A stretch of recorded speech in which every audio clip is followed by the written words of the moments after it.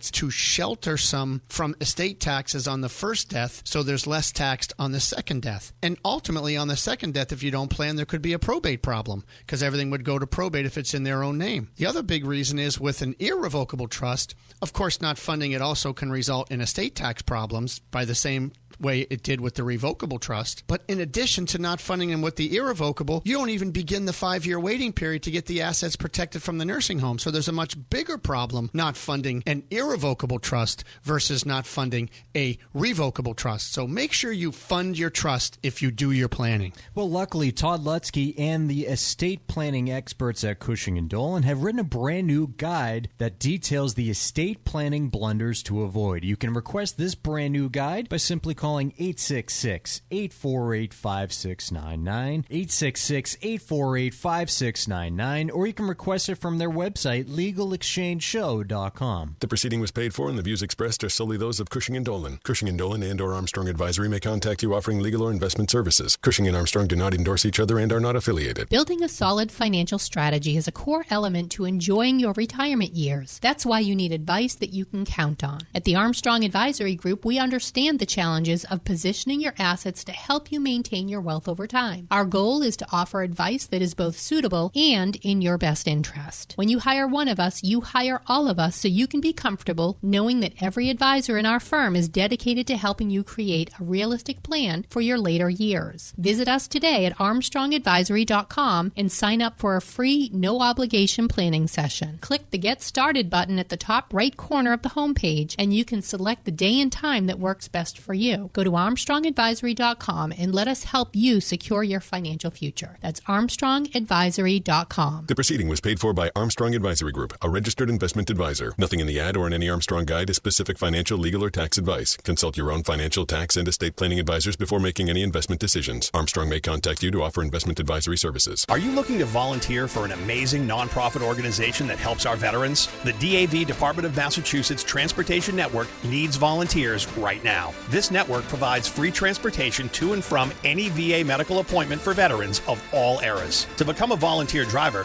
you do not need to be a veteran or a DAV member. You just need to have the willingness to help our veterans and have a valid driver's license. Sign up now at davma.org. That's davma.org.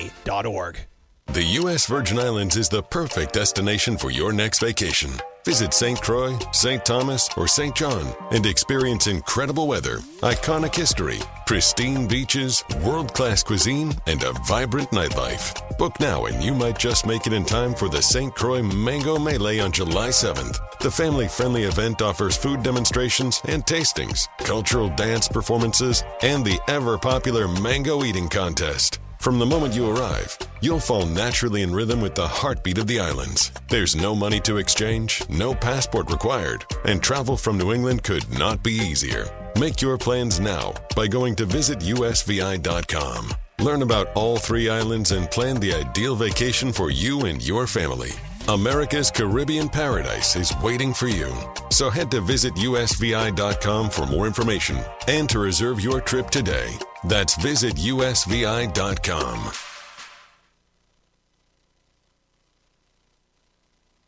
The Financial Exchange is produced by Money Matters Radio and is hosted by employees of the Armstrong Advisory Group, a registered investment advisor that provides investment advisory services. All opinions expressed are solely those of the hosts, do not reflect the opinions of Armstrong Advisory or anyone else, and do not guarantee profit. Investments can lose money. This program does not offer any specific financial or investment advice. Please consult your own financial, tax, and estate planning advisors before making any investment decisions. Armstrong and Money Matters Radio do not compensate each other for referrals and are not affiliated. This is the Financial Exchange with Paul Lane and Marc Fandetti. Your exclusive look at business and financial news affecting your day, your city, your world. Stay informed and up to date about economic and market trends, plus breaking business news every day.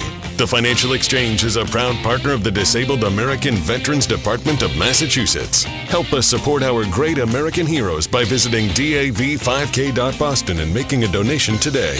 The DAV 5K Boston is presented by Veterans Development Corporation. This is the Financial Exchange with Paul Lane and Marc Fandetti. Welcome to this edition of the Friday Financial Exchange Show as we head into a long weekend. Paul Lane, Marc Fandetti, and Ben Kitchen here with you. And as we start our show today, we recap the market performance from yesterday, which for the Dow Jones was the worst day of the year since March of 2023. So a really negative day on the Dow. Yesterday we had phenomenal Nvidia earnings, which we'll get into, but a very weak market performance. They were unable to capture the momentum from Nvidia's earnings and take it through yesterday's trading cycle. So we'll start the show with a little bit of a recap on some of the trading activity that we've seen over the last day or two here, where it's been a little bit of weakness and otherwise what's been a very positive market year to date. And it comes off the heels of a Fed meeting report Fed meeting minutes report that was released on Wednesday of this week. And it's important to note with the Fed meeting minutes that this is minutes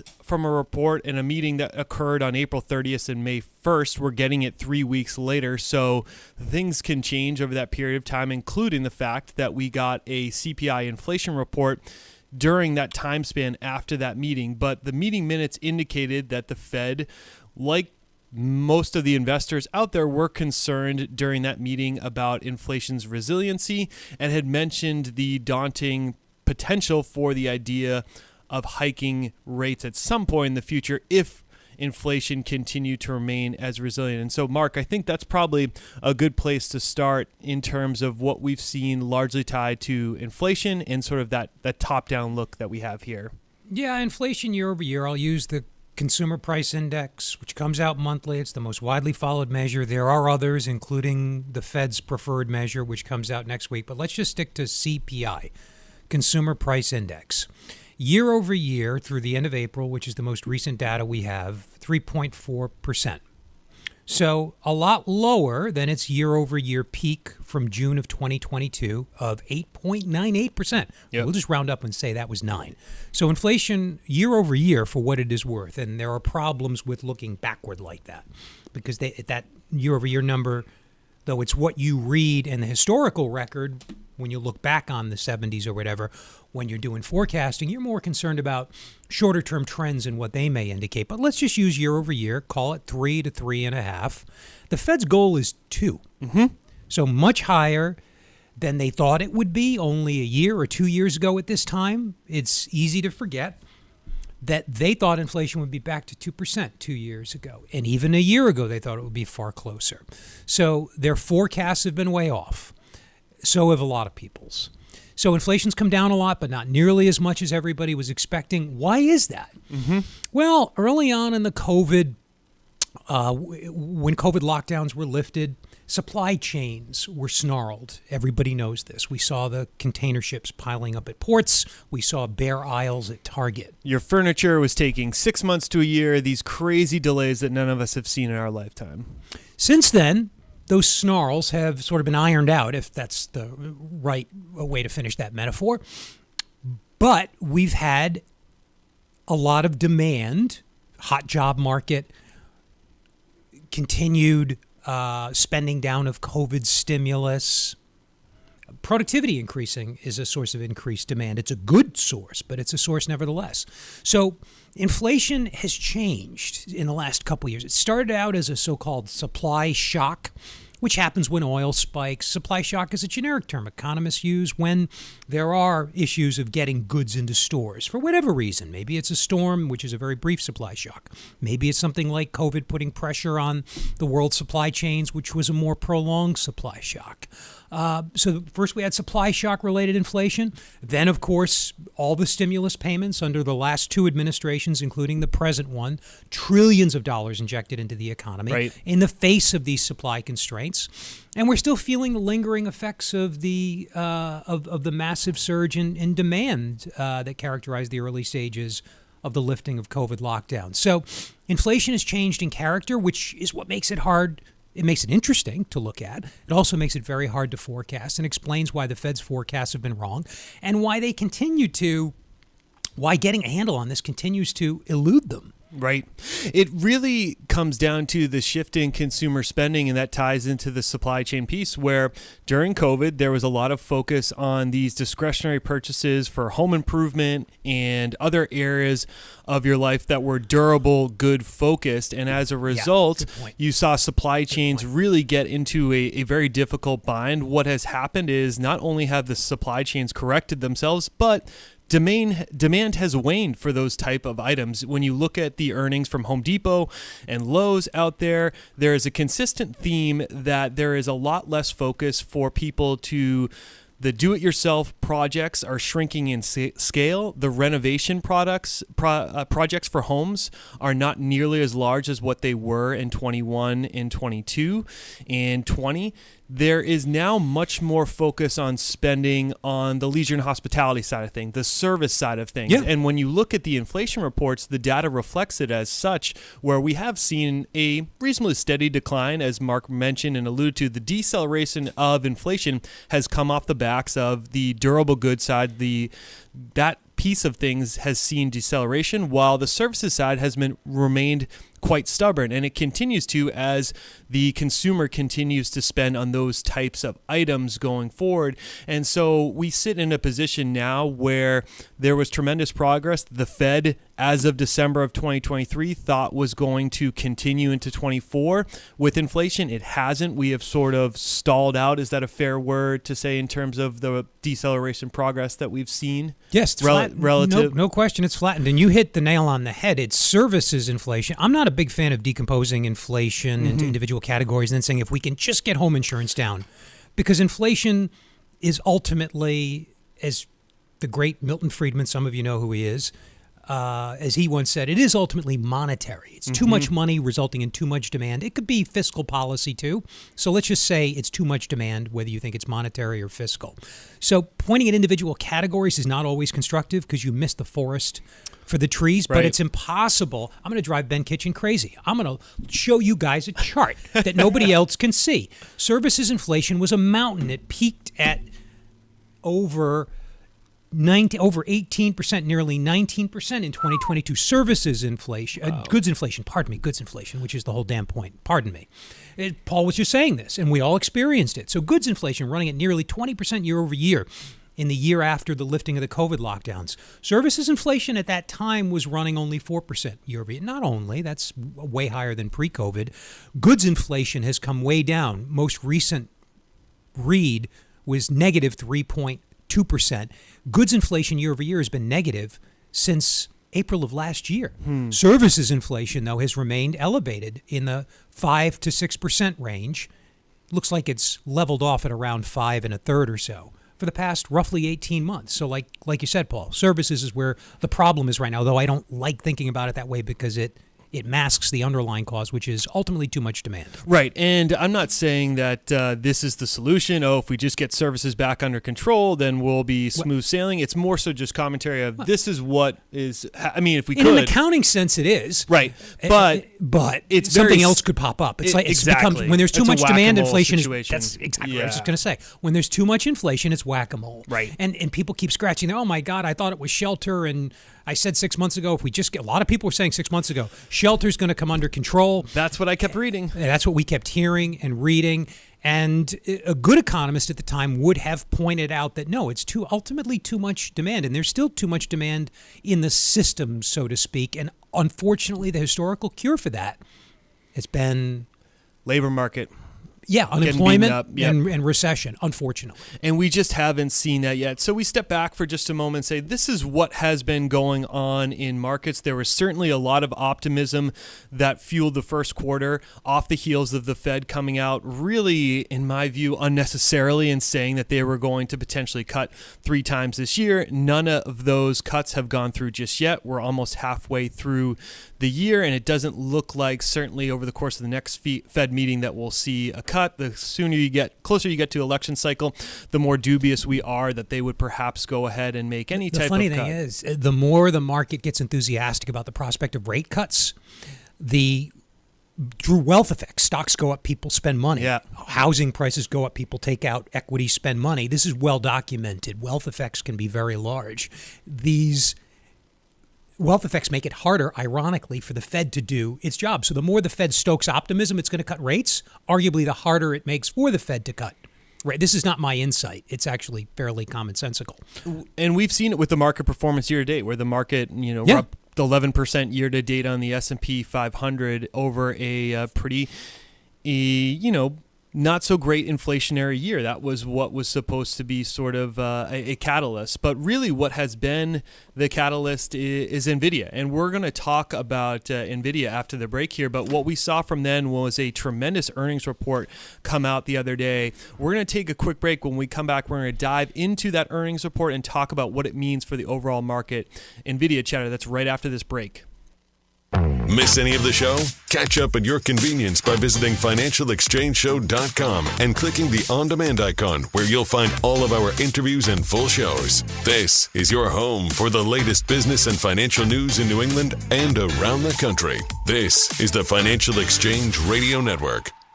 A recent report from LawDepot.com says that only 3 out of every 10 adults in the U.S. have taken the time to create an estate plan. Don't be a member of that group. Hi, this is Mike Armstrong from the Armstrong Advisory Group. A sound estate plan can give you control over your assets and peace of mind as you enter your retirement years. Our new guide is called Leaving a Financial Legacy, and in it, we look at estate planning from a financial perspective. It's important to have a strategy that addresses your investment portfolio and all of your holdings, including real estate. We'll also focus on other issues, such as how to manage long-term care expenses that may affect you down the road. Get your guide today by calling 800-393-4001. That number again is 800-393-4001, or you can also request the guide online at armstrongadvisory.com. The proceeding was paid for by Armstrong Advisory Group, a registered investment advisor. Nothing in the ad or in any Armstrong guide is specific financial, legal, or tax advice. Consult your own financial, tax, and estate planning advisors before making any investment decisions. Armstrong may contact you to offer investment advisory services.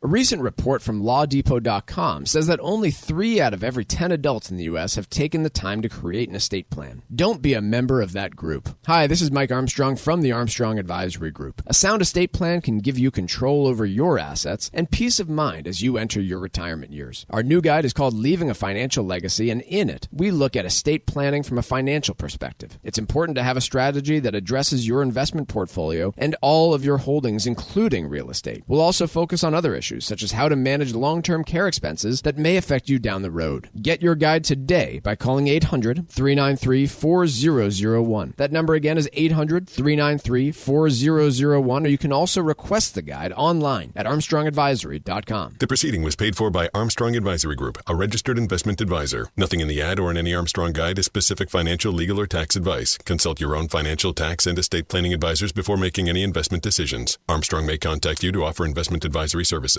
Hey, listen, are you a 50-year-old person looking for term life insurance? Then you need to talk to Bob.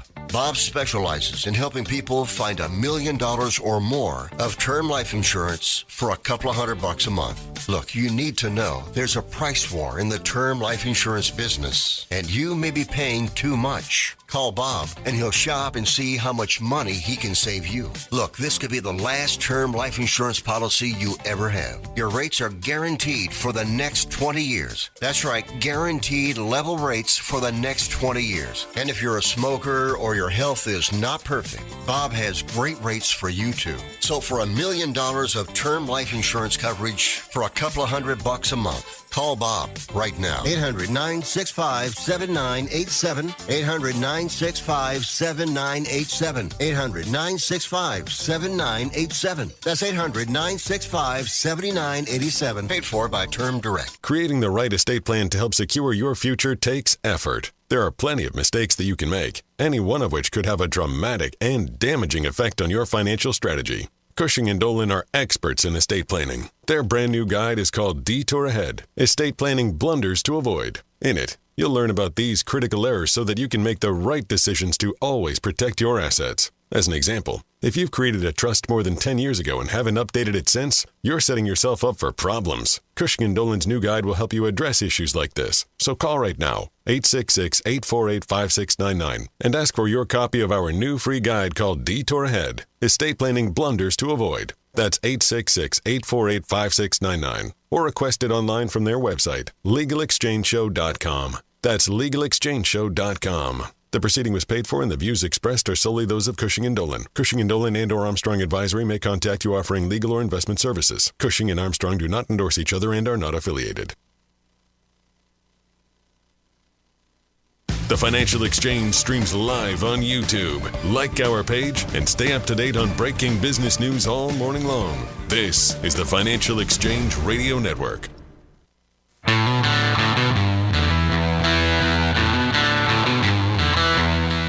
This segment of the Financial Exchange is brought to you in part by the U.S. Virgin Islands Department of Tourism. The U.S. Virgin Islands is the perfect destination for your next vacation. Enjoy St. Croix, St. Thomas, or St. John, and enjoy pristine beaches, world-class dining, and fall naturally in rhythm with the heartbeat of the islands. There's no passport required and no money to exchange. Go to visitusvi.com and book your trip today. That's visitusvi.com. Mark and I in the previous segment talked about sort of big picture what the market has looked like this year and the economic concerns that we've been monitoring, and inflation sums it up pretty well. And what we had explained is that inflation, while it had made tremendous progress through the end of 23, has stalled out, or the deceleration has stalled out a bit in 2024 here. The Fed has tabled the rate cuts that it had alluded to at the end of 23, and perhaps we will see 1 to none over the course of this year. But against that backdrop, we have a stock market that has been quite resilient, up close to 10 or 11% year to date. And if someone were to ask myself or Mark as to the reason behind why the market momentum has continued, Nvidia has to be mentioned as part of the reason for the resiliency that we've seen from the stock market. Nvidia designs chips that are utilized for AI computation, and they are the clubhouse leader in the space. They have a really dominant position in their design. Nvidia previously made these GPU chips for video games, but has pivoted its business model to make these chips now solely focused to do the computational work that it is required to do all of the AI work. And what we saw from Nvidia yesterday was, again, just a blowout quarter. They have had pressure raised against them to continue to beat really significant benchmarks in terms of revenue growth, and they have continued to meet it. Last quarter, they did $26 billion in revenue. That was triple from what they did a year earlier. Their net profit was 7 times larger, where they did $14 billion of net profit compared to about $2 billion in the year prior. It just continues to be a tremendous story of growth in the AI space. And really the biggest customers for Nvidia, if you're asking who is buying these chips, it's not Mark and I, sure as heck not, because they cost, $30,000 a pop to buy these chips. It is Google, Microsoft, Amazon. It's these big tech companies that have huge budgets in order to spend on amassing as many chips as they need to build out their AI computations. $10 billion of the data center revenue from Nvidia was tethered to those big companies here. And as we look forward, from a price to earnings perspective, Mark, I had believed I look at Nvidia before, it was trading at 90 times. Now it sits today closer at 60 times its current earnings. As a forward-looking price to earnings, it's trading at about 42. To be clear for the audience out there, the Microsofts and Apples of the world trade between 25 and 35 times earnings, so it's still trading quite expensive. But if they keep putting up these numbers, they're starting to at least grow into that valuation a little bit. The question just becomes, at what point do some of these big providers of expense towards R&D of Google, Microsoft, and Apple and Amazon pull back and not spend as aggressively? That could be the slowing factor for Nvidia. Looking at the best performers in the S&P 500 index year to date, 2 are info tech stocks, specifically chip makers. One called Super Micro Computer, which is a relatively small company. It has a market cap, which is the value of all of its stock, of about $51 billion. That sounds like a lot, but the market cap, which is the value of everything in an index or whatever, of the total market is $50 trillion. So $1 trillion is 1,000 billion. $1 billion is 1,000 million. If I'm thinking about things correctly, I think I am. You just add 3 zeros each time. So this super micro computer, best performing stock, up 200% year to date, is a tadpole in the scheme of things. Nvidia is a $2.5 trillion company now, as I think you pointed out. If not today, it's probably been said many times on this program. It's up over 100% year to date. So the question is, how far ahead of itself? how optimistic does that suggest investors are about Nvidia's continued ability to grow? And the answer is captured in the PE ratio that you talked about. Last 12 months of earnings divided into price for Nvidia, you said it is about 60.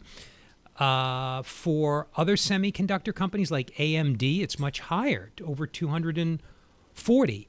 They have also had spectacular revenue growth over the last, say, 5 years. Nearly 30% for AMD, nearly 40% for Nvidia. So in some cases, I guess what I'm trying to get at here, summing it all up, is it's easy to see why investors are very excited about Nvidia and other producers of, I'll just say microchips, even though it's more nuanced than that.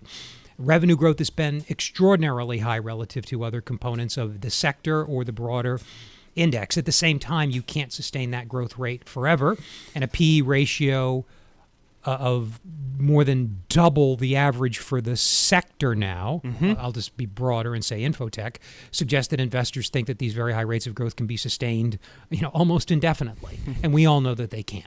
It's expensive. It's pricey from a historical perspective. Does that mean it reverts back to that mean of other semiconductors tomorrow? No, it doesn't. This could carry on for several more quarters as long as they have customers that are continuing to willing to spend. And it seems like they do, at least for the next couple quarters coming up here. But it certainly is been really the bellwether for strength. And if you look at the earnings growth within the S&P 500, they're leaning heavily on the earnings growth of companies like Nvidia to justify the valuations that the S&P is trading at, which again are pricey too, given where they sit today. They're also...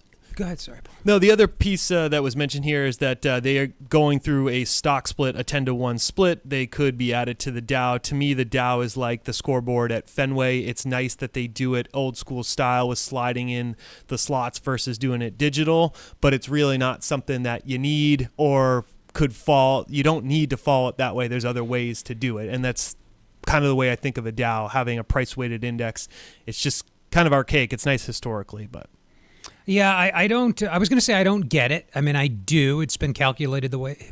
It's too boring a subject. I don't even feel like getting into it. I mean, we all know the flaws in the Dow. Market cap weighted indices, that is to say, an index that values a stock based on the proportion of the worth of its overall number, the overall number of shares relative to the market. We're going to take a quick break here, but when we come back, we'll be doing a little bit of chip talk and a little more on AI.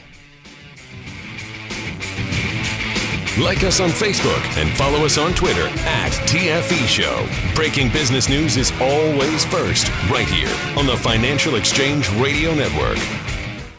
Proper estate planning is crucial to you being able to enjoy your later years. And it may be the difference between retiring comfortably or living under incredible financial pressure. Creating an estate plan can be a difficult process if you aren't working with an expert who will make sure that your plan is secure. Cushing & Dolan can help. Call them today at 866-848-5699. Estate planning is their business, and they have a new guide out this month called Detour Ahead, Estate Planning Blunders to Avoid. Don't put your assets at risk and open yourself up to severe tax consequences. Even if you already have a plan, this guide may help you correct an issue that could come back to bite you in the years to come. Call right now, 866-848-5699, and get your free guide today. That's 866-848-5699. Or request it online from their website, LegalExchangeShow.com. The proceeding was paid for, and the views expressed are solely those of Cushing & Dolan. Cushing & Dolan and or Armstrong Advisory may contact you offering legal or investment services. Cushing and Armstrong do not endorse each other and are not affiliated. We are the Debt Destroyer Network. Any debt you have, credit card, tax, student loan debt, call now for free information that helps you destroy your debt. It's great advice. Plus, when you make this free call now, we have debt destroyer experts ready to help. They can show you how to destroy your debt and get your life back on track. Debt problems don't have to be overwhelming. You can live stress-free and debt-free. Credit cards, medical bills, IRS tax problems, even student loan debt. Learn about free programs offered by the credit card companies, hospitals, and even the government that can help slash your debt. Call the Debt Destroyer now for free information. Call now.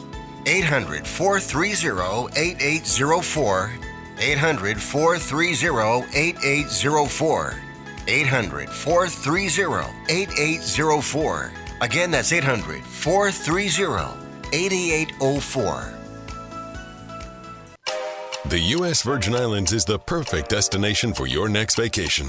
Visit St. Croix, St. Thomas, or St. John and experience incredible weather, iconic history, pristine beaches, world-class cuisine, and a vibrant nightlife. Book now and you might just make it in time for the St. Croix Mango Melee on July 7th. The family-friendly event offers food demonstrations and tastings, cultural dance performances, and the ever-popular mango eating contest. From the moment you arrive, you'll fall naturally in rhythm with the heartbeat of the islands. There's no money to exchange, no passport required, and travel from New England could not be easier. Make your plans now by going to visitusvi.com. Learn about all 3 islands and plan the ideal vacation for you and your family. America's Caribbean paradise is waiting for you. So head to visitusvi.com for more information and to reserve your trip today. That's visitusvi.com.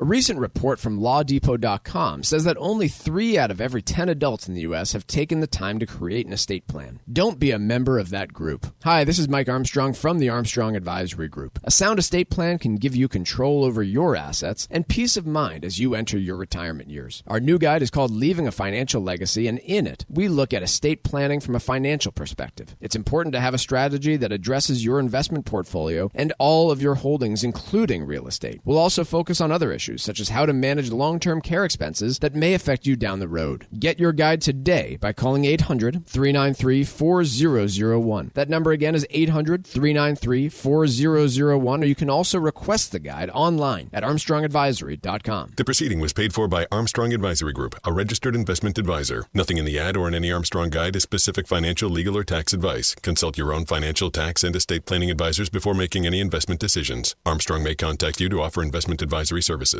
Are you looking to volunteer for an amazing nonprofit organization that helps our veterans? The DAV Department of Massachusetts Transportation Network needs volunteers right now. This network provides free transportation to and from any VA medical appointment for veterans of all eras. To become a volunteer driver, you do not need to be a veteran or a DAV member. You just need to have the willingness to help our veterans and have a valid driver's license. Sign up now at davma.org. That's davma.org. There are crucial mistakes you can make during the estate planning process that may have a damaging effect on your financial strategy. Cushing & Dolan's new guide is called Detour Ahead, Estate Planning Blunders to Avoid. Get yours today and make the right decisions to protect your assets. Call 866-848-5699. That's 866-848-5699, or request it online at legalexchangeshow.com. The proceeding was paid for and the views expressed are solely those of Cushing & Dolan. Cushing & Dolan and or Armstrong Advisory may contact you offering legal or investment services. Cushing & Armstrong do not endorse each other and are not affiliated. Time now for Wall Street Watch. A complete look at what's moving markets so far today, right here on the Financial Exchange Radio Network. All right, markets are in positive territory. The Nasdaq's up 125 points. The S&P 500's up 27 points. And the Dow Jones is up just under 47 points as it looks to recover from its worst session since March 2023. Intuit, the TurboTax parent company, is down 7.5% after issuing weaker than expected fiscal fourth quarter guidance. Intuit forecasts adjusted earnings of $1.80 per share to $1.85 per share, while analysts surveyed expected $1.92. Workday, the enterprise management company, is down 13% after subscription revenue guidance for the second quarter slightly undershot analyst estimates. Workday forecasts subscription revenue of $1.895 billion, while the consensus forecast called for $1.9 billion. Cash from operations also disappointed, coming in at $372 million, while analysts anticipated $397 million. Shares of the shoe and apparel company Deckers is up 13% after a big fiscal fourth quarter beat. Deckers reported $4.95 in earnings per share on $960 million in revenue. Analysts surveyed were looking for $2.89 in earnings per share on $888 million in revenue. And finally, biotechnology company Guardant Health is up 7.25% after the U.S. Food and Drug Administration determined the benefits from the company's colorectal cancer blood test Shield outweigh the risk. I am Ben Kitchen, and that is Wall Street Watch. The CHIPS Act is an act that has been passed through to try and develop semiconductor manufacturing within the United States. If you look at the semiconductor market manufacturing, at the moment, it is largely tied to Taiwan Semiconductor, based out of Taiwan, and Samsung in South Korea. Those are two of the biggest manufacturers of semiconductors. The United States does very little in the way of manufacturing, and as such, this CHIPS Act was passed where close to $40 billion was allocated to the development of semiconductor manufacturing throughout the United States. And a lot of that money has been deployed. About $33 billion of it has gone to Intel, Taiwan Semiconductor, Samsung, and Micron. And Taiwan Semiconductor, to be clear, while it is a Taiwanese-based company, they're developing a manufacturing plant in Arizona. That's where a lot of the money has gone to. There is $6 billion remaining to be allocated in the CHIPS Act. And Mark, with a country that has $34.5 trillion of debt, these sorts of spending endeavors, to me, while I understand the national security focus with this type of spending, I just have very little optimism on government initiatives like this, just because I feel as if the private markets do a much better job of spending capital efficiently rather than spending government handouts. I tend to agree with that, but that's an ideological belief for me. The evidence is kind of mixed. Okay. It used to be the case. It was very popular, especially in the 80s and 90s when free market economics was ascendant. Reagan-Thatcher revolution really started in the 70s. The recognition that government did generally botch things. Just think the British Health Service and British Airways and they nationalized everything after World War II, and efficiency suffered. So the general view when I was sort of coming of age and became aware of these things was that the market hands down was superior at allocating resources. I still tend to believe that. And I do too. I still tend to think, just look at the public sector. Right. No offense, by the way. Their objectives are different. I'm not criticizing what I think are the, on average, really good public services we get here in Massachusetts, given the constraints that government operates under. Put them under the profit motive, and they'd behave differently. They'd hire different people. Right. They'd have a different culture. So I'm not pointing fingers at the people in charge necessarily.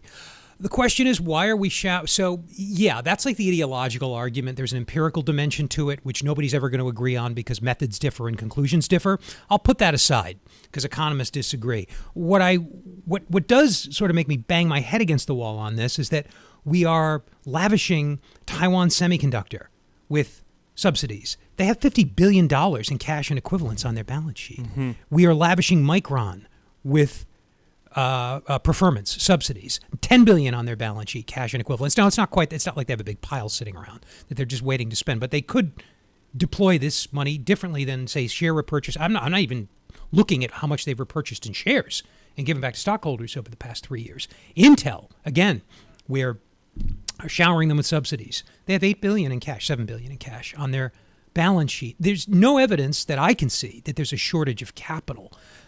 Why do they need these inducements? Otherwise, they'd build a factory in China. Well, you know what? The heck with them then. When tensions get escalated with China, you may lose that asset. That's a business risk. I'll tell you the reason that they likely wouldn't do it on their own. It's because it's really capital intensive, and the returns on it, it's going to be a very uphill climb, and that's probably why the government had to step in here, because Taiwan Semiconductor has a huge dominance in the space. Them and Samsung and others account for almost 80 to 90% of manufacturing of semiconductor chips. So you're facing an uphill climb. If you're looking at your balance sheet, it's probably not the most efficient way to deploy capital to stake stakes in the ground in Arizona for something that's maybe going to be up and running in the late 2020s here. It's a long uphill climb. These so-called investments, and I'll just be generous and use the word investments, even though, as you point out, most of this cash is probably going to go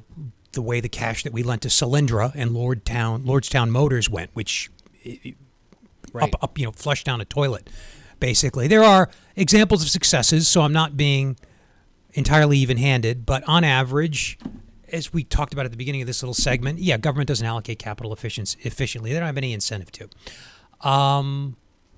Where was I going with this? Well, basically, my view is that it's expensive proposition to build your own factories. That's why the government's giving them money to do it, so that the U.S. has a presence, so that we're not solely reliant upon. Well, yeah, that's the hope. Rationale. But We'll see. It's tough because I can't refute that.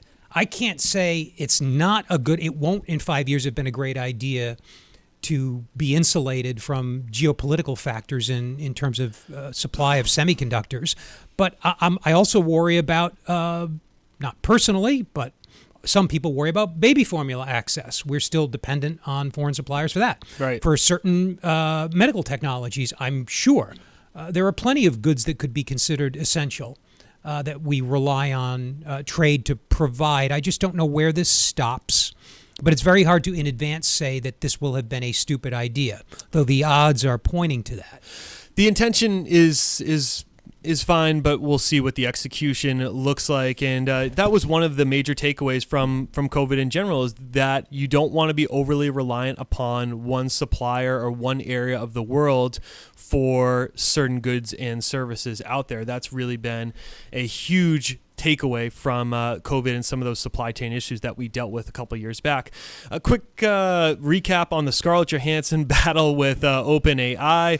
OpenAI is we will do it quickly. OpenAI is the company that Microsoft has invested heavily in. They are sort of at the forefront of AI with the release of ChatGPT, and I believe that was November of 23 or 22.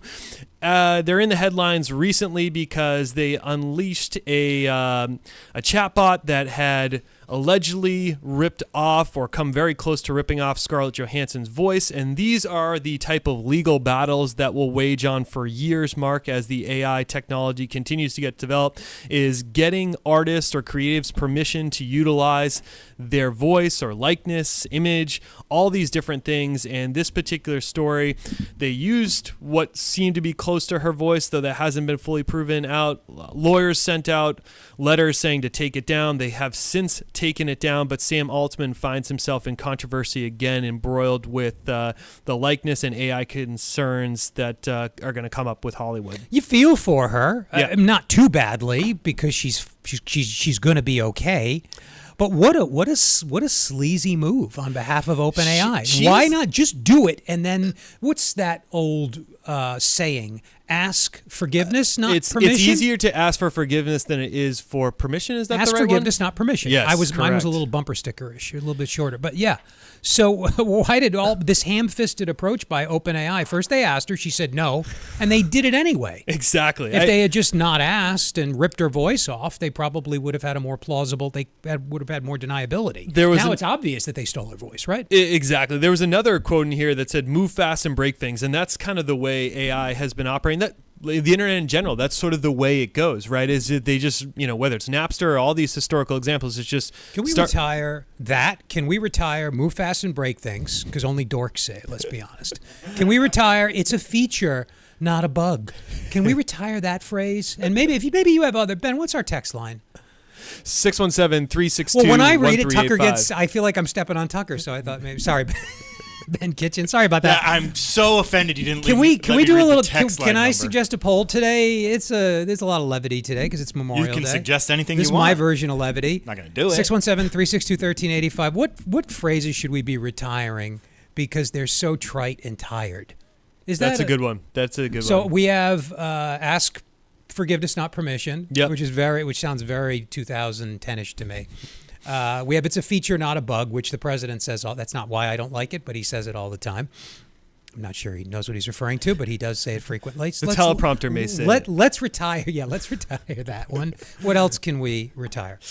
We're going to take a quick break here, brainstorm some of the things that we can retire, but when we come back, we're going to be talking a little bit more about auto insurance and the inflationary impact it's had, as well as Live Nation gouging ticket purchasers out there. That's right after this break. Breaking business and financial news first throughout the day. Only here on the Financial Exchange Radio Network.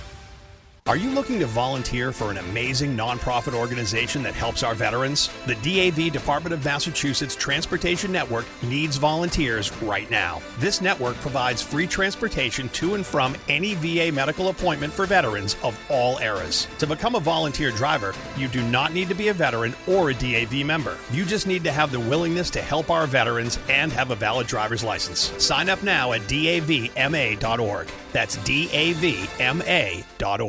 There are crucial mistakes you can make during the estate planning process that may have a damaging effect on your financial strategy. Cushing & Dolan's new guide is called Detour Ahead, Estate Planning Blunders to Avoid. Get yours today and make the right decisions to protect your assets. Call 866-848-5699. That's 866-848-5699 or request it online at legalexchangeshow.com. The proceeding was paid for and the views expressed are solely those of Cushing & Dolan. Cushing & Dolan and or Armstrong Advisory may contact you offering legal or investment services. Cushing and Armstrong do not endorse each other and are not affiliated.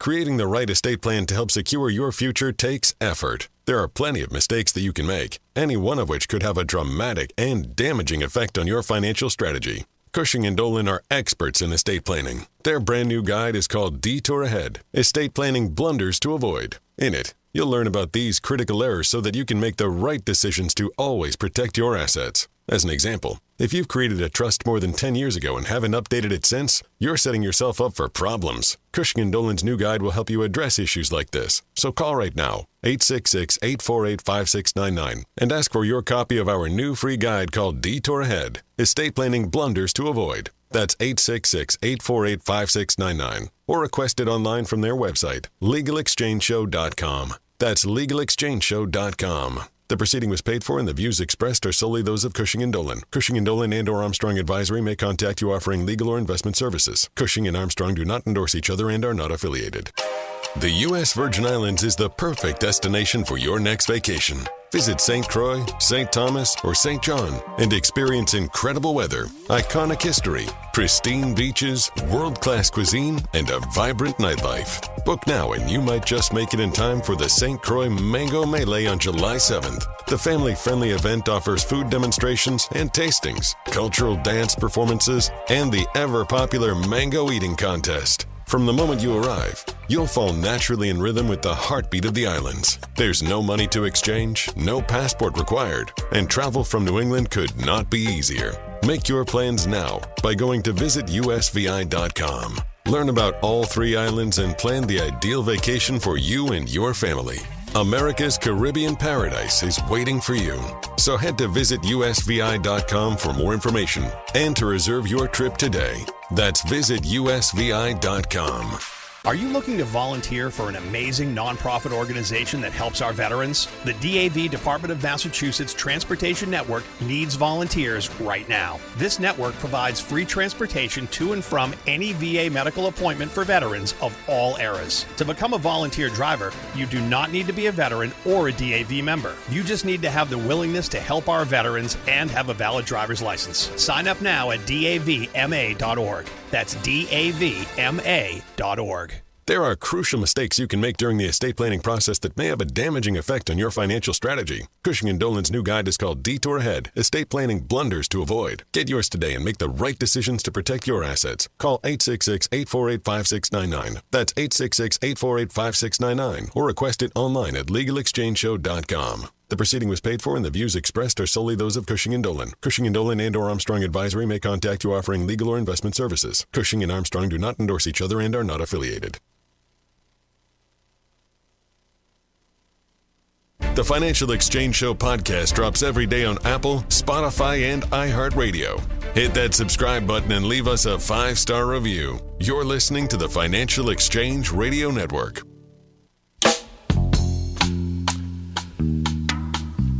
Who is making money on your concert tickets? It's not just Taylor Swift. That's a title of a Wall Street Journal piece here. The Justice Department has been going after Live Nation in an antitrust suit as it has claimed allegedly that they are choking the competition for ticketing, promotion, venues, and driving up prices for fans out there. And this is something the antitrust and the Justice Department has a lot of different suits going on right now. This is one of them that I can certainly get behind. Live Nation is a result of a merger with Ticketmaster that occurred in 2010. They were under strict government watch to make sure that they didn't, sort of embed any monopolistic practices in their businesses. Now we sit 14 years later. They have 370 global venues that they do exclusive ticketing deals with, and they operate sort of a pinwheel of operations where they do the promoting, sponsorships, the ticketing. All of that is tied to Live Nation. And it's hard not to see when you have 70 or 80% of ticket sales in a given market that you're not a monopoly. It's really made it difficult for consumers out there. What Ticketmaster and Live Nation has been trying to do is minimize the secondary ticket market, where I buy a ticket where it comes out for a concert, then wait till supply is limited, repost it, and try to make a profit on it.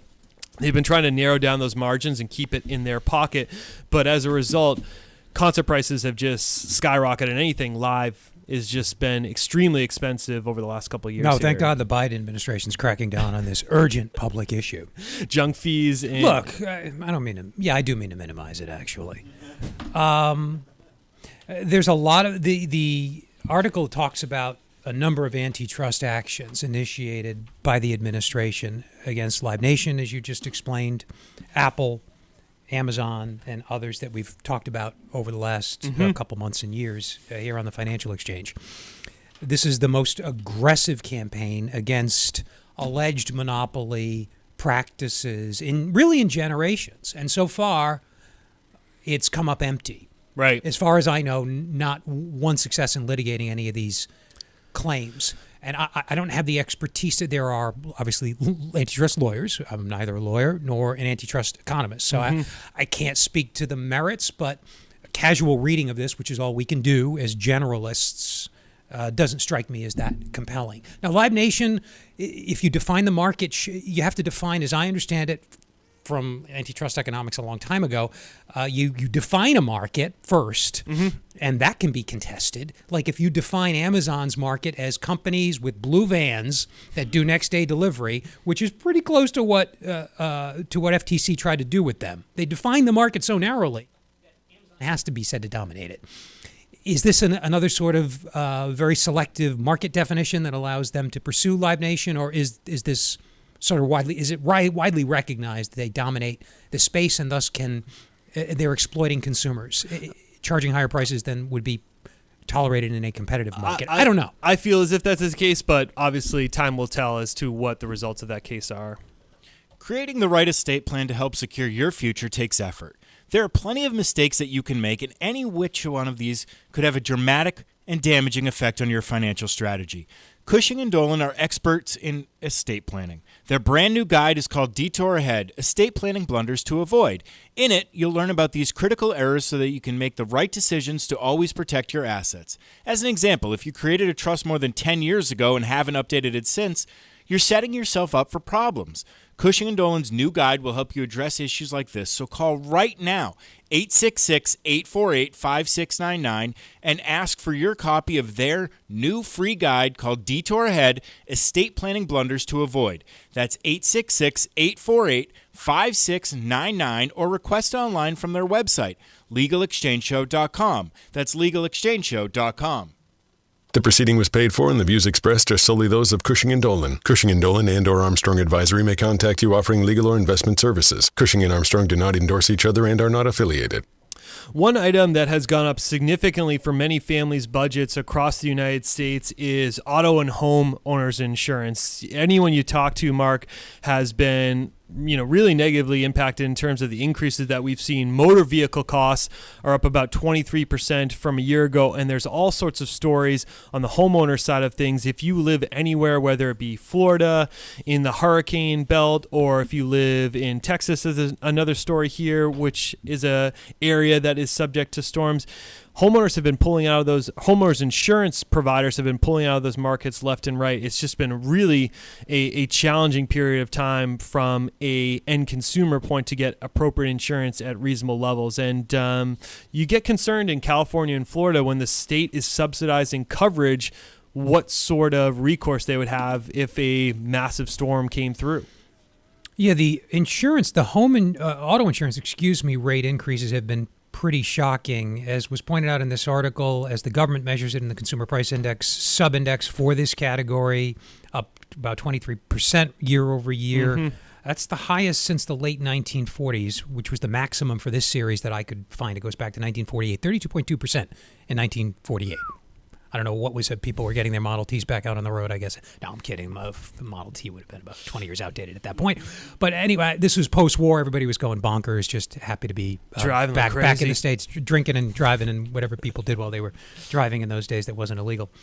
So, yeah, the average post-war, 5.6%. So 23% is a shocker. I guess the good news is some so-called experts, and I say that because I don't know how good their forecasting ability is, think it will level off.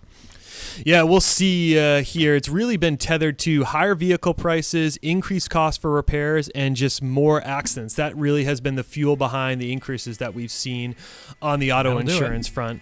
We're going to take a quick break here, taking a look at markets all up in positive territory as we head towards the long weekend. We'll be right back after this break.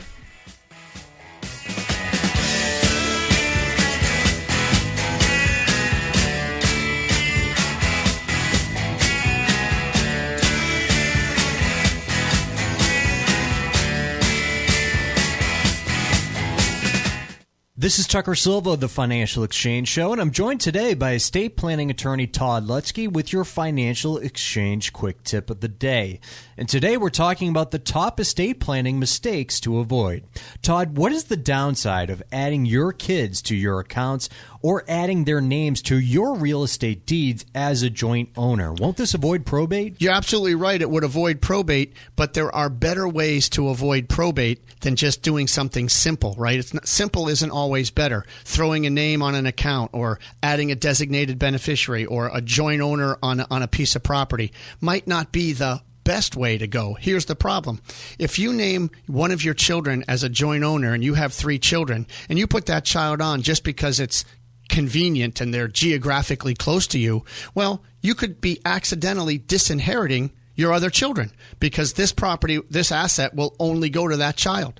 That child doesn't have to give it to the other kids. So that's a problem. And if you put your name, if you add a child's name to your real estate, now you're exposing it to that child's creditors, that child's potential divorces.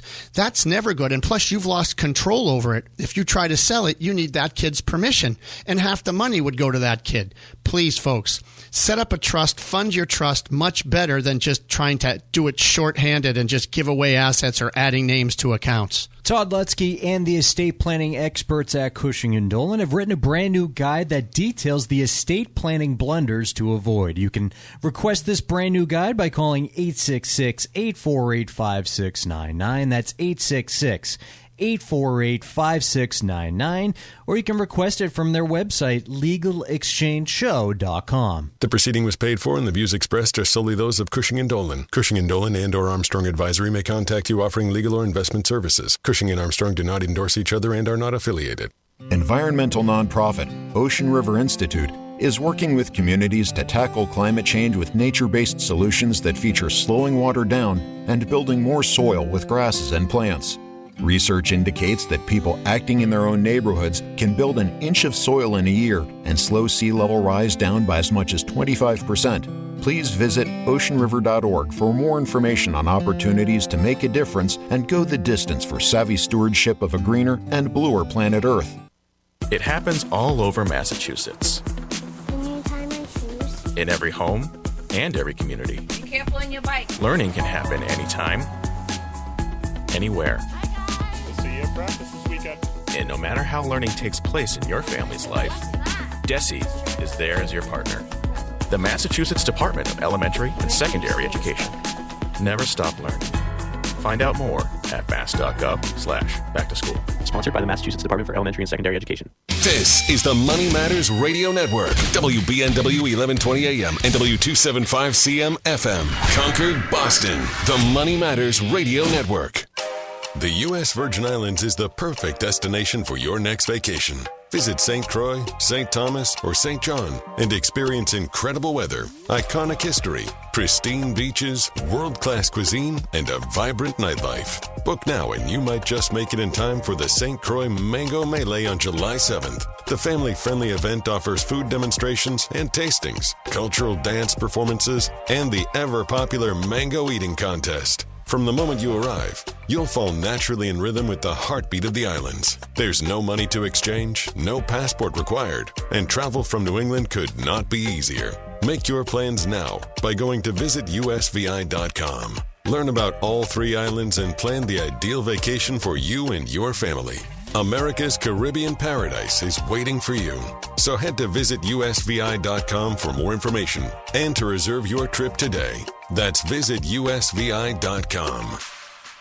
Are you retired like me and you just found out you owe the IRS a ton of money? Well, what would your life be like if they took your retirement savings away from you? They can do it and your property. If you owe the IRS back taxes or you haven't filed in a while, the Tax Relief Line is here to help you. They can stop the IRS from taking your retirement savings. If you qualify, you could have your tax bill reduced to 0. That's right. If you're retired and you owe the IRS a lot in back taxes, you could have your entire tax bill reduced to 0 due. The IRS has now hired thousands of new employees, so they're ready to come after you. Don't let them take your retirement savings or property. Make this free call now. 800-251-2153. 800-251-2153. 800-251-2153. That's 800-251-2153. Are you looking to volunteer for an amazing nonprofit organization that helps our veterans? The DAV Department of Massachusetts Transportation Network needs volunteers right now. This network provides free transportation to and from any VA medical appointment for veterans of all eras. To become a volunteer driver, you do not need to be a veteran or a DAV member. You just need to have the willingness to help our veterans and have a valid driver's license. Sign up now at davma.org. That's davma.org. There are crucial mistakes you can make during the estate planning process that may have a damaging effect on your financial strategy. Cushing & Dolan's new guide is called Detour Ahead, Estate Planning Blunders to Avoid. Get yours today and make the right decisions to protect your assets. Call 866-848-5699. That's 866-848-5699 or request it online at legalexchangeshow.com. The proceeding was paid for and the views expressed are solely those of Cushing & Dolan. Cushing & Dolan and or Armstrong Advisory may contact you offering legal or investment services. Cushing and Armstrong do not endorse each other and are not affiliated. Hi, this is Chuck and Mike from the Armstrong Advisory Group, and our guide this month is titled Leaving a Financial Legacy. Mike, one of the biggest assets that any family owns is typically the primary residence.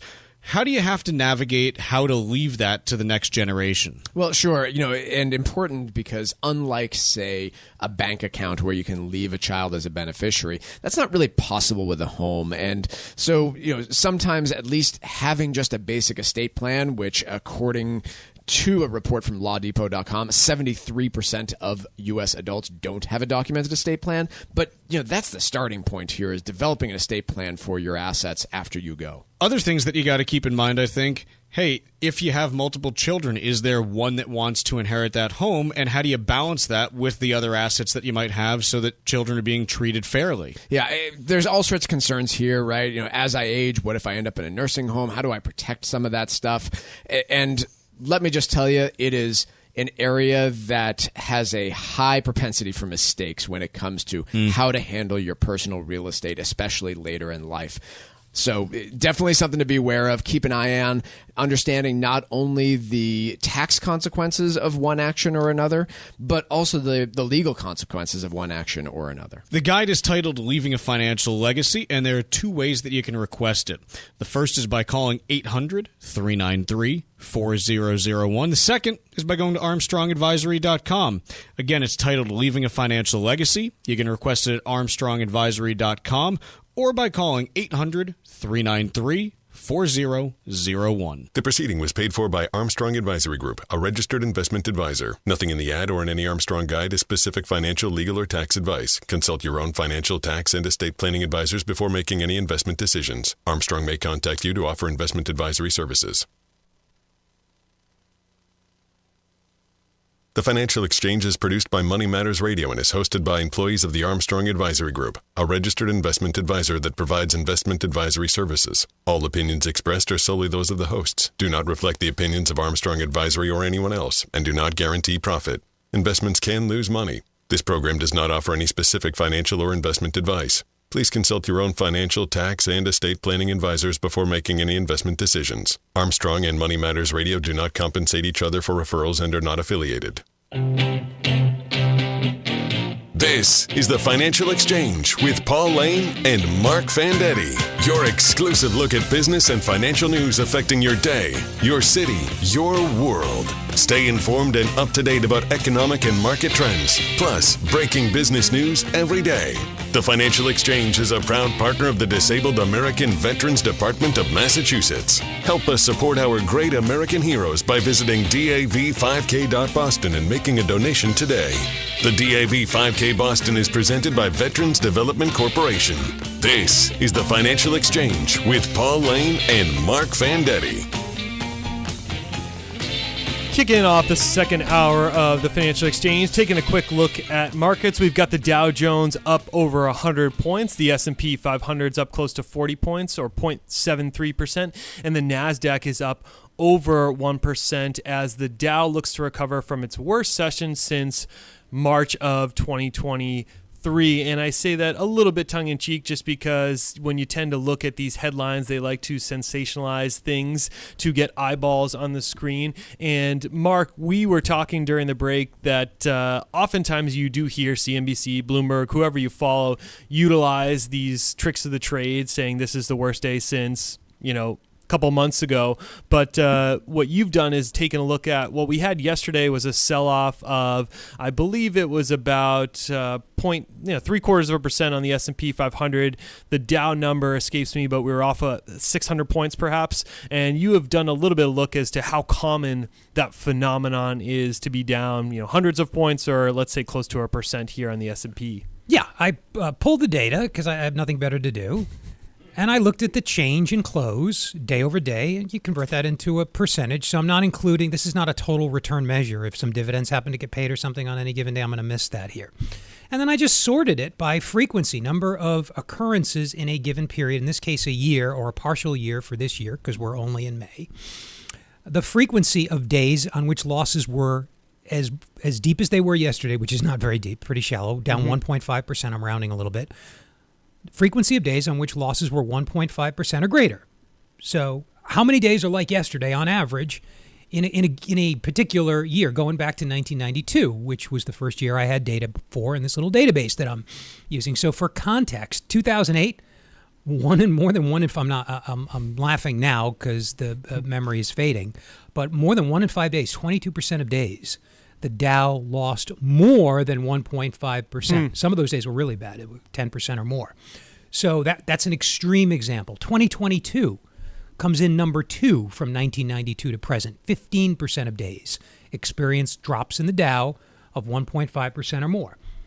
The list goes on in the years you would expect. 2023, it was about the same, 14% of days. 2009, 12% of days.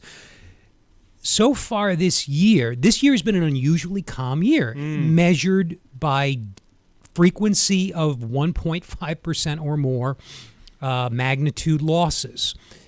It's about 1% so far this year. That's in the bottom 4. Other unusually placid years, 1995, 0.8%, 1993, also 0.8%, and 2017, an incredibly calm year. By this measure, there are others. Sure. Far more sophisticated, but 2017, 0.4%, 1.5% or greater losses. Again, that's frequency. That's number of days that we incurred a loss of that much or more. So we bring that up to say, bit of a sell-off yesterday, but chill out. We bring that up to say chill out. Chill out and enjoy your 3-day weekend. Speaking of just the economy and people's thoughts about where the country is heading from an economic perspective, there was a very interesting piece done by Guardian where they did a Harris poll of the U.S. consumers, the U.S. residents out there as to how they felt about the economy. And some of these results, Mark, to someone like you and I who kind of cover this on a daily basis and are pretty attuned as to what's going on in the economy, blew me away. 55% of Americans in this Harris poll indicated that they felt the U.S. economy was shrinking. We also saw, and that to me is staggering, I'll get to that in just a moment, 56% of respondents indicated that they felt we were experiencing a recession. And then the most staggering of all of these would be the last one I quote here, that close to 50% of people believe that unemployment is at a 50-year high. It's at a 50-year low. That one was mind-blowing to me. Even the person that you talk to just kind of shooting the breeze at your weekend cookout, most people would indicate that they know that the labor market is in a pretty good place. We're still adding hundreds of thousands of jobs a month. It is not like what we lived through in 2008 or anything close to that. So I'm just shocked that particularly at that response there, and then we can get into the economic piece too, where the economy is still growing. Those numbers were really staggering to me. So a certain fraction of people always think the economy's in recession when it isn't. I don't know what that baseline is. I bet it's close to 30%, though. A certain fraction of people always think unemployment is at a 30 or 50 year or whatever high. They don't sample right in their brains. I do it too. We all do it. By that, I mean you generalize your own experience or the experience in the circles in which you travel. Yep. There are people who think the economy's in shambles right now.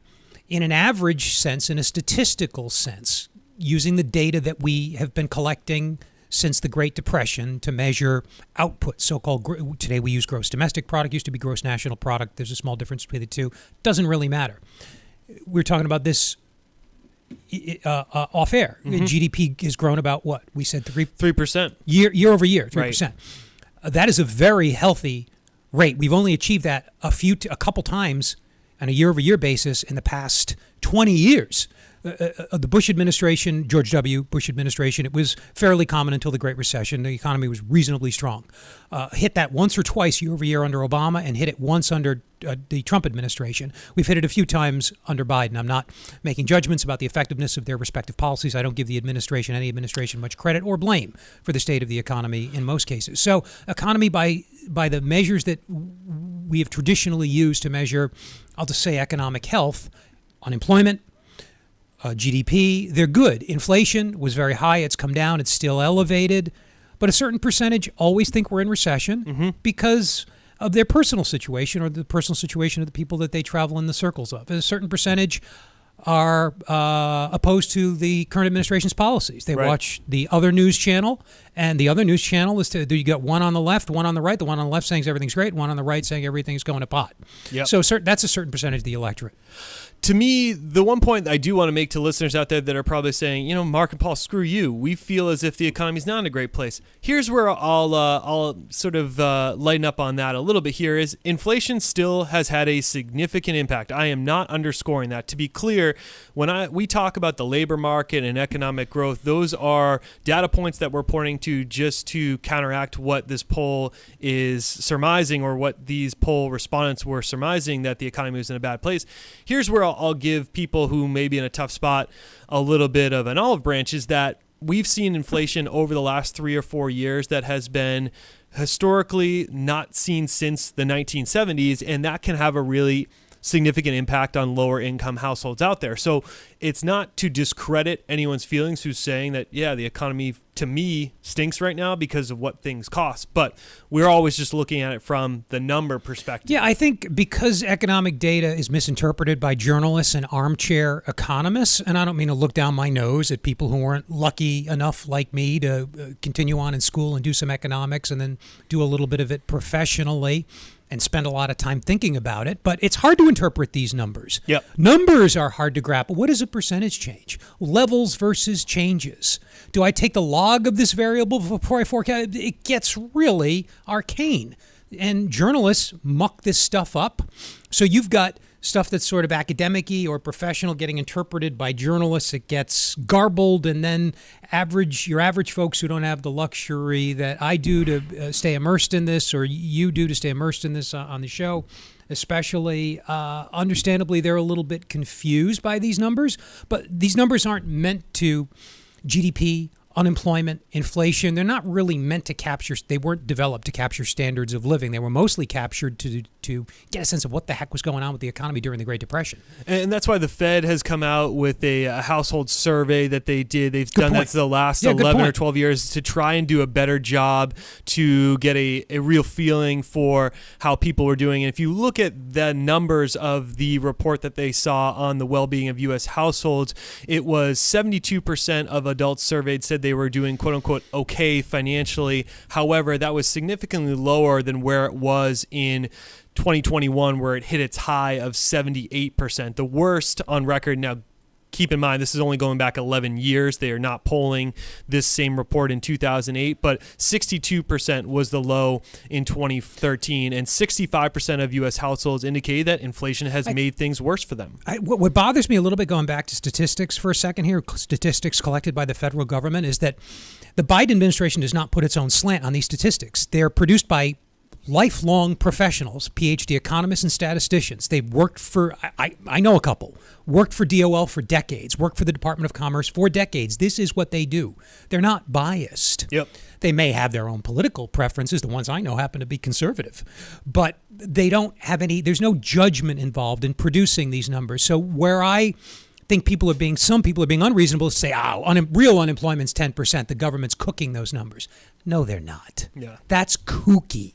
And what are you going to use to measure the health of the economy by when your guy gets, all the Trump folks, as I would, are going to say the economy's great once he's back in office. How will you measure that? You're going to use the same numbers produced by the same statisticians and the same government departments. Couldn't agree with the point that you made earlier that you really have to separate politics from the economic performance and the state of the economy, because policies can influence the economy, but ultimately there are major factors out there that are out of a president, either side, Democrat or Republicans, control ultimately. Well, inflation is Biden's fault, but it was Trump's fault too. So I'll offend the entirety of the audience here. That if you think inflation was caused by too much demand, 2 of the 3 rounds of stimulus were Trump's. Mm-hmm. If you think inflation was caused by the Federal Reserve accommodating too much of those shocks and the demand, Trump's appointee headed the Federal Reserve, and he appointed the majority of the Board of Governors. Biden has re-upped some of those folks and has doubled down on stimulus. Both parties are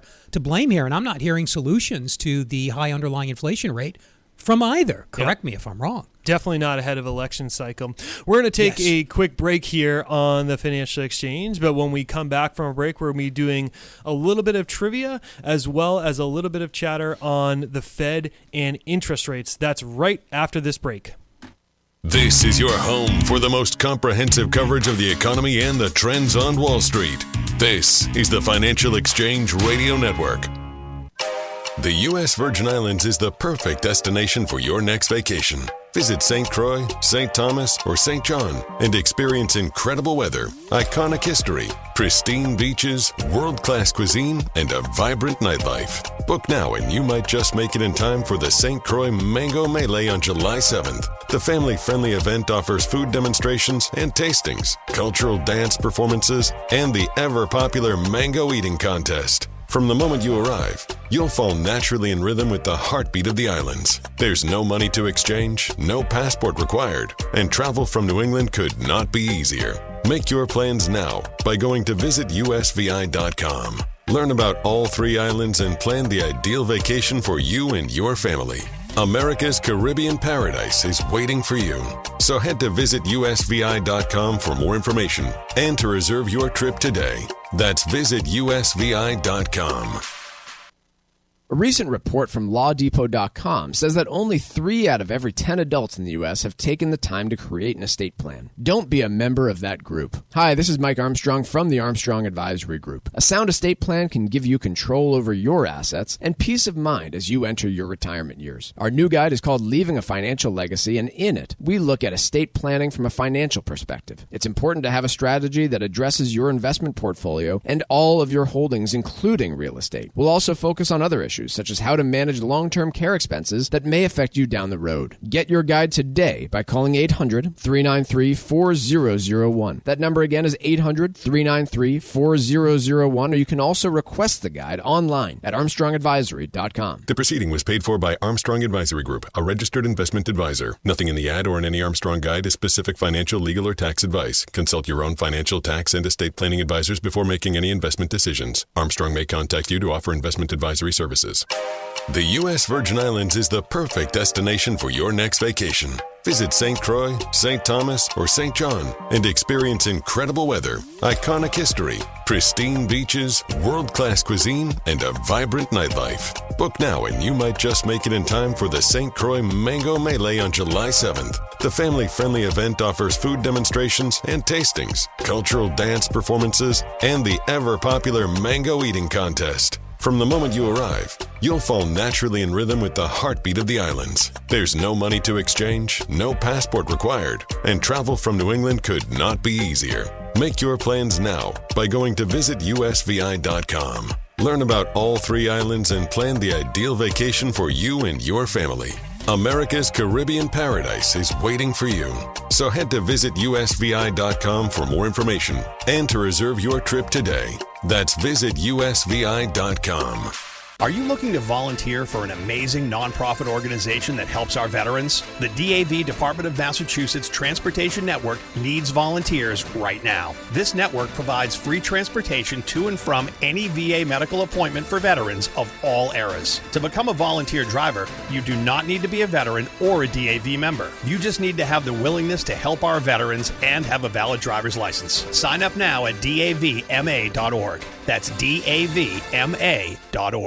There are crucial mistakes you can make during the estate planning process that may have a damaging effect on your financial strategy. Cushing & Dolan's new guide is called Detour Ahead, Estate Planning Blunders to Avoid. Get yours today and make the right decisions to protect your assets. Call 866-848-5699. That's 866-848-5699 or request it online at legalexchangeshow.com. The proceeding was paid for and the views expressed are solely those of Cushing & Dolan. Cushing & Dolan and or Armstrong Advisory may contact you offering legal or investment services. Cushing & Armstrong do not endorse each other and are not affiliated.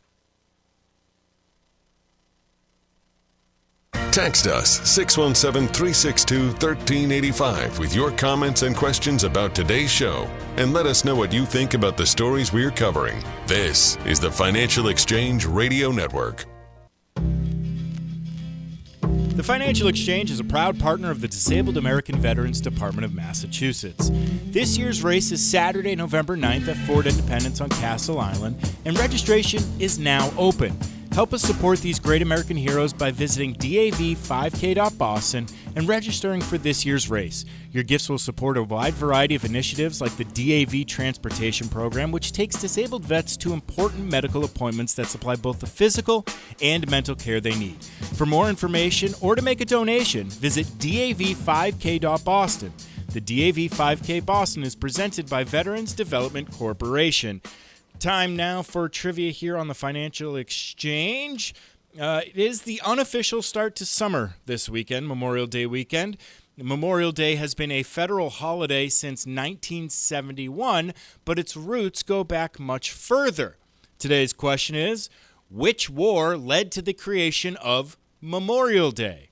Which war, it's a U.S. war, led to the creation of Memorial Day? Be the second person to text us at 617-362-1385 with the correct answer, and you'll win a Financial Exchange Show t-shirt.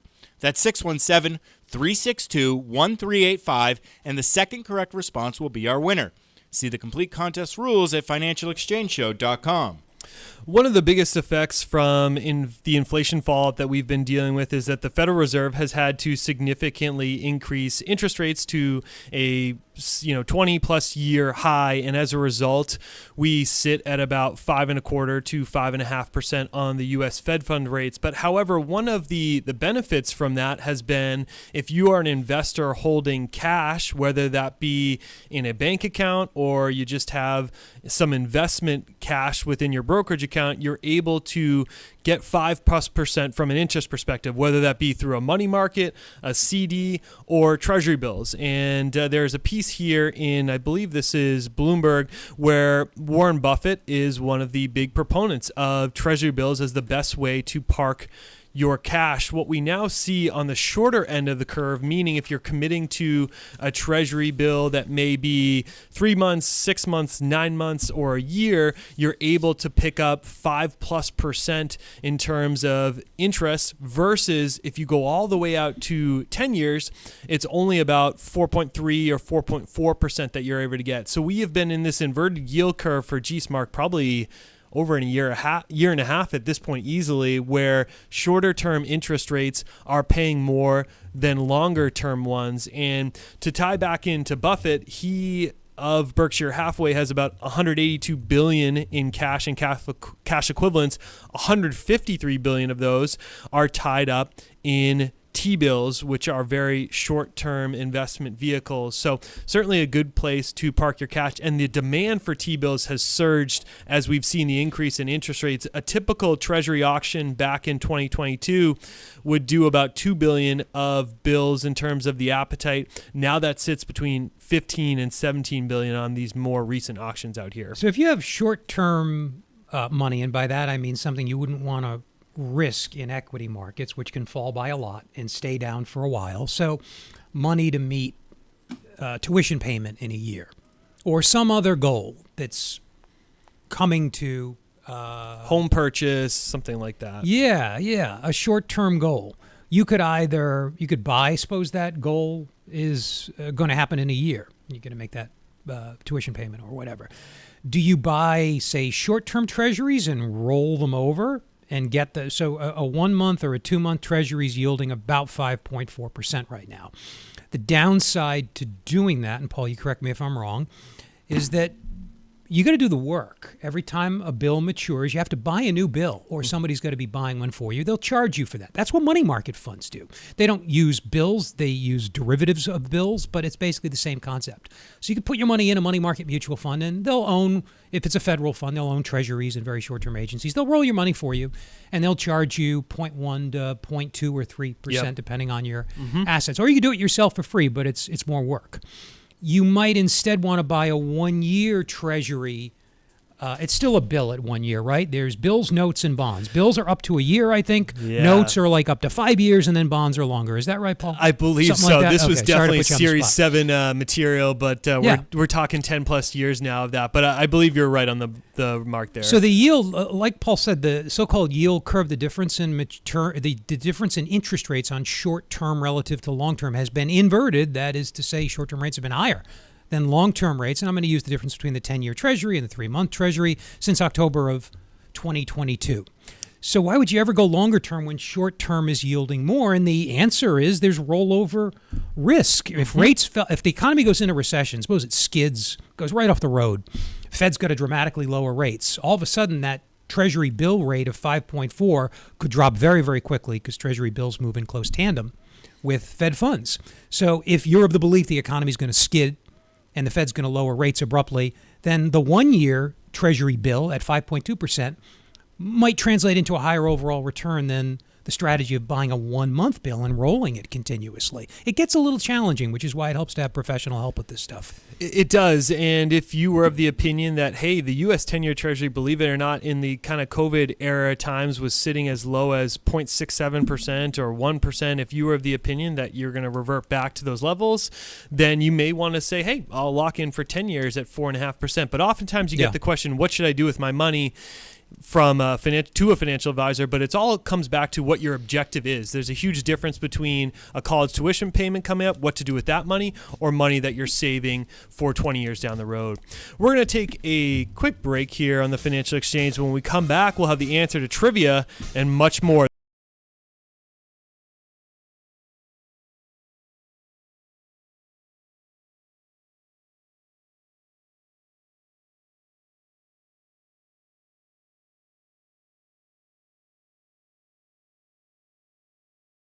If you served in the Marine Corps, by now you know about the contaminated water problem at Camp Lejeune. If you were stationed or worked at Camp Lejeune from 1953 to 1987, you probably have a lot of questions. We have some answers. You could be entitled to compensation. billions of dollars are being allocated to pay for damages to anyone stationed at Camp Lejeune during that time. Unfortunately, it appears that officials may have known the contaminated water problem existed and did little to protect their men. The Semper Fi code was not honored. If you or someone in your family has developed a serious illness, including various forms of cancer, call this Camp Lejeune legal support line right now. You can't turn back the clock and change what happened, but you can certainly call right now and learn your rights as a Marine. Here's the number. 800-477-1736. 800-477-1736. That's 800-477-1736. Paid for by Legal Alert Line. We are the Debt Destroyer Network. Any debt you have, credit card, tax, student loan debt, call now for free information that helps you destroy your debt. It's great advice. Plus, when you make this free call now, we have debt destroyer experts ready to help. They can show you how to destroy your debt and get your life back on track. Debt problems don't have to be overwhelming. You can live stress-free and debt-free. Credit cards, medical bills, IRS tax problems, even student loan debt. Learn about free programs offered by the credit card companies, hospitals, and even the government that can help slash your debt. Call the Debt Destroyer now for free information. Call now. 800-430-8804. 800-430-8804. 800-430-8804. Again, that's 800-430-8804. The U.S. Virgin Islands is the perfect destination for your next vacation. Visit St. Croix, St. Thomas, or St. John and experience incredible weather, iconic history, pristine beaches, world-class cuisine, and a vibrant nightlife. Book now and you might just make it in time for the St. Croix Mango Melee on July 7th. The family-friendly event offers food demonstrations and tastings, cultural dance performances, and the ever-popular mango eating contest. From the moment you arrive, you'll fall naturally in rhythm with the heartbeat of the islands. There's no money to exchange, no passport required, and travel from New England could not be easier. Make your plans now by going to visitusvi.com. Learn about all 3 islands and plan the ideal vacation for you and your family. America's Caribbean paradise is waiting for you. So head to visitusvi.com for more information and to reserve your trip today. That's visitusvi.com. Hi, this is Chuck and Mike from the Armstrong Advisory Group, and our guide this month is titled Leaving a Financial Legacy. Mike, one of the areas where we see a ton of confusion these days is with retirement accounts and leaving them to the next generation. It's just a complicated place right now. Yeah, and to start, some retirement accounts were actually looked at by some as a really successful planning tool for generational planning, especially when you talk about Roth IRAs, for example. And the rules around that all changed just a few years ago. And so really understanding the taxation of these different assets is important when it comes to leaving a legacy. When we talk about what goes into those retirement accounts, this has to be part of the thought as well in terms of minimizing taxation during your lifetime and that next generation's. You have to coordinate what's inside of them just to minimize the taxes during that time as well. Yeah, so from that perspective, you have non-taxable assets like a Roth IRA. You have taxable assets that generate a 1099 every year. You've got traditional IRAs and 401ks. All of these have very different rules in terms of how they're treated, but the biggest change had to do with retirement accounts, specifically 401ks and Roths, and the rules that impact beneficiaries of those assets. And so if you're trying to utilize them as a legacy plan, important that you understand the new rules. Our guide is titled Leaving a Financial Legacy, and there are 2 ways you can request it. The first is by calling 800-393-4001. The second is by going to ArmstrongAdvisory.com. That phone number again is 800-393-4001, or you can request it at ArmstrongAdvisory.com. The proceeding was paid for by Armstrong Advisory Group, a registered investment advisor. Nothing in the ad or in any Armstrong guide is specific financial, legal, or tax advice. Consult your own financial, tax, and estate planning advisors before making any investment decisions. Armstrong may contact you to offer investment advisory services.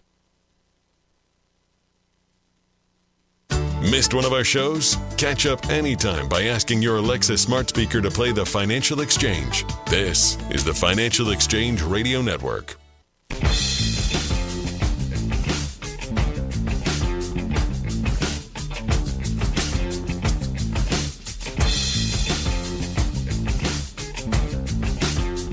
All right, the question today was, which war led to the creation of Memorial Day? And that answer would be the Civil War. Memorial Day traces its roots back to 1868 when it was known as Decoration Day. Decoration Day was when people would visit the local cemetery to decorate the graves of fallen soldiers. Today's winner is Bart in Sutton, Mass. He'll be taking home a Financial Exchange Show t-shirt. We play trivia every day here on the Financial Exchange. Tune in tomorrow for your chance to win. Actually, tune in Tuesday for your chance to win. See complete contest rules at financialexchangeshow.com. This is decades in the making, but there's a new era for the NCAA as a proposed settlement of $2.8 billion to solve an antitrust lawsuit will allow for the first revenue sharing plan for college athletes. Basically, we're going to reach the point where, and we're kind of already there with the NIL deals in place, but college athletes will be paid for their participation in college athletics rather than being deemed as amateurs as they previously were. The $2.8 billion settlement was proposed on Thursday night, and ultimately what this means is as soon as the 2025 football season, you could see $20 million set aside by these schools to pay for their players' participation. The NCAA and everything that's gone on with it, with the conferences realignment and these NIL deals and the transfer portal, to me, as someone who grew up loving college basketball and college football as well, it's just been really hard to follow all of this. But ultimately, Mark, the major takeaway I have from this New York Times piece is that college athletes are going to start getting paid soon. The mechanics of it will take a long time to iron out, but that's what we're looking towards here. What's the argument against it? It doesn't matter anymore, right? The issue's moot. It's been decided. The issue is really moot with the NIL deals in place. You know, that's not direct pay for play, but obviously with booster efforts and things like that, it's pretty closely tied.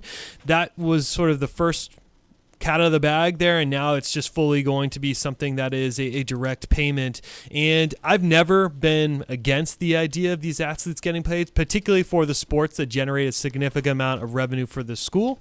But it's something that has been disputed for many years because the NCAA just hasn't really wanted to share all of the money it's collected over the years. But we will see. Do you feel like that percentage is right? Because professional athletes, when they do revenue share, are getting around 50%, sometimes right. A little bit more, sometimes a little bit less.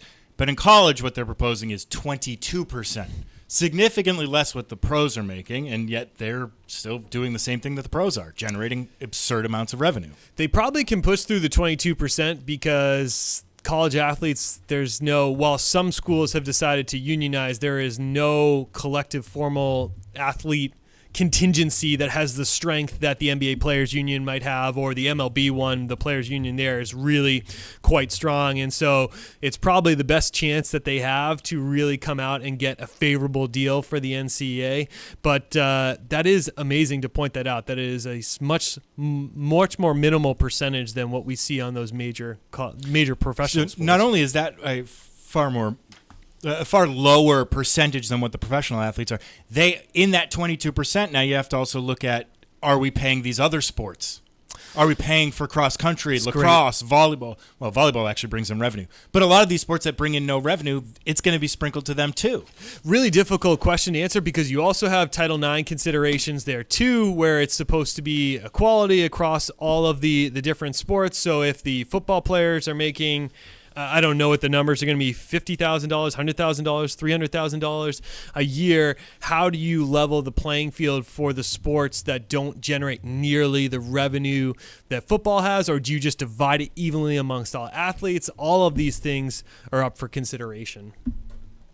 The U.S. Virgin Islands is the perfect destination for your next vacation. Visit St. Croix, St. Thomas, or St. John and experience incredible weather, iconic history, pristine beaches, world-class cuisine, and a vibrant nightlife. Book now and you might just make it in time for the first St. Croix Mango Melee on July 7th. The family-friendly event offers food demonstrations and tastings, cultural dance performances, and the ever-popular mango eating contest. From the moment you arrive, you'll fall naturally in rhythm with the heartbeat of the islands. There's no money to exchange, no passport required, and travel from New England could not be easier. Make your plans now by going to visitusvi.com. Learn about all 3 islands and plan the ideal vacation for you and your family. America's Caribbean Paradise is waiting for you, so head to visitusvi.com for more information and to reserve your trip today. That's visitusvi.com. Only 1 in 4 U.S. adults surveyed by Pew feel as if a 4-year college degree is necessary to secure a well-paying job. We sit, Mark, in a time where college tuitions on some of the schools locally in our Northeast area are upwards of $100,000 a year, and this has probably been common refrain for years now with the crazy tuition increases that we've seen, but many people feeling as if the amount that you pay is not commensurate with the value received from a degree. That continues to be under scrutiny. Depends. If you want to go into one of the trades, obviously you don't need it. Right. You're still going to have a lengthy professional education. So there are things that are the equivalent. I don't know. I scratch my head when I read all the surveys lately have come up with conclusions similar to this. People don't think college pays off. It does pay off, and the payoff is huge in present value of future earnings terms. If you want to work for a big company or want to be a white-collar professional, for better or for worse, you need a college degree. Your resume will not get a look without one, but it's not for everybody, nor is it needed for every profession. So I don't think you can generalize from individual experience when it comes to something like this. To that point, enrollment and attendance in general has still been on a steady incline. They claim here that it's led by women, but it's not as if the 1 in 5 or 1 in 4 here is reflected in enrollments, where enrollments are down 25-30% from where they were. And that's because of what you mentioned, is that it still is a barrier to entry to virtually any white-collar job that you can think of. You need that as a point of access to be considered as a candidate for many of those positions out there. I do always want to take my time to complain and moan about how expensive it is when the subject comes up, and I do feel like the idea of forgetting student loan debt is the worst idea possible to approach the subject, but rather putting more scrutiny on university as to what they charge for tuition. Is it worth what you're paying for? I'm not saying that a college degree maybe isn't worth it, but the prices, we can all agree, I believe unanimously, that the prices have gotten out of control. There needs to be some sort of measure in place to cap it, or perhaps a cheaper alternative. State schools continue to look like a tremendous return on your dollar spent versus these private institutions out there. Yeah, I think don't go to college because it's expensive as blanket advice is the stupidest thing you could tell a young person.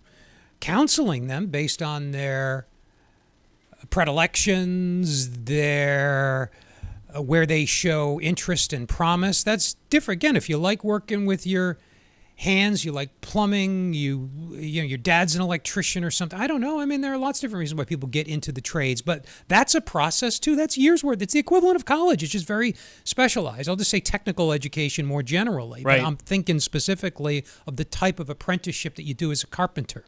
Or any other number of a member of any of the other number of construction trades here or elsewhere. That's the equivalent of a college education. So I don't get headlines like this that appear to suggest that college isn't worth it. That's like saying education's not.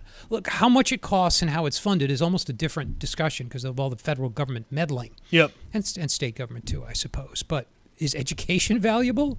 Are you serious? Right. Very true.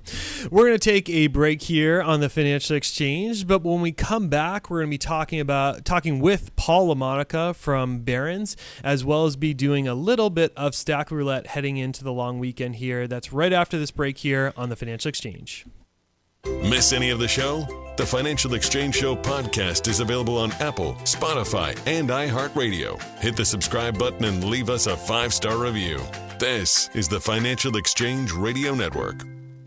Creating the right estate plan to help secure your future takes effort. There are plenty of mistakes that you can make, any one of which could have a dramatic and damaging effect on your financial strategy. Cushing & Dolan are experts in estate planning. Their brand new guide is called Detour Ahead, Estate Planning Blunders to Avoid. In it, you'll learn about these critical errors so that you can make the right decisions to always protect your assets. As an example, if you've created a trust more than 10 years ago and haven't updated it since, you're setting yourself up for problems. Cushing & Dolan's new guide will help you address issues like this. So call right now, 866-848-5699, and ask for your copy of our new free guide called Detour Ahead, Estate Planning Blunders to Avoid. That's 866-848-5699, or request it online from their website, LegalExchangeShow.com. That's LegalExchangeShow.com. The proceeding was paid for and the views expressed are solely those of Cushing & Dolan. Cushing & Dolan and or Armstrong Advisory may contact you offering legal or investment services. Cushing and Armstrong do not endorse each other and are not affiliated.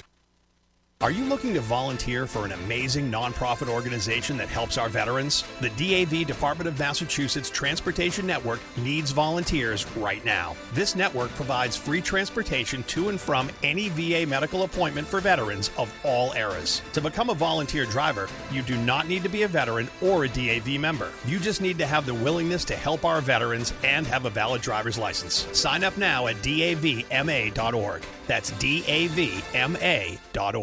There are crucial mistakes you can make during the estate planning process that may have a damaging effect on your financial strategy. Cushing & Dolan's new guide is called Detour Ahead, Estate Planning Blunders to Avoid. Get yours today and make the right decisions to protect your assets. Call 866-848-5699. That's 866-848-5699, or request it online at LegalExchangeShow.com. The proceeding was paid for and the views expressed are solely those of Cushing & Dolan. Cushing & Dolan and or Armstrong Advisory may contact you offering legal or investment services. Cushing and Armstrong do not endorse each other and are not affiliated. If you want to leave behind a financial legacy for your family, you need a proper estate plan. Hi, this is Chuck Zada from the Armstrong Advisory Group. In our new monthly guide, we'll explore how and why the estate planning process is crucial to help you build a plan that will afford you comfort and peace of mind as you enter your retirement years. The guide is called Leaving a Financial Legacy, and in it, we'll unpack ways to create a plan that takes into account your entire investment portfolio and your business holdings, including real estate. We'll also explore strategies on how to mitigate your risk from long-term care costs, which could affect you in the future. Call right now at 800-393-4001 to request a copy of our new guide, Leaving a Financial Legacy. That's 800-393-4001, or request it online at armstrongadvisory.com. The proceeding was paid for by Armstrong Advisory Group, a registered investment advisor. Nothing in the ad or in any Armstrong guide is specific financial, legal, or tax advice. Consult your own financial, tax, and estate planning advisors before making any investment decisions. Armstrong may contact you to offer investment advisory services.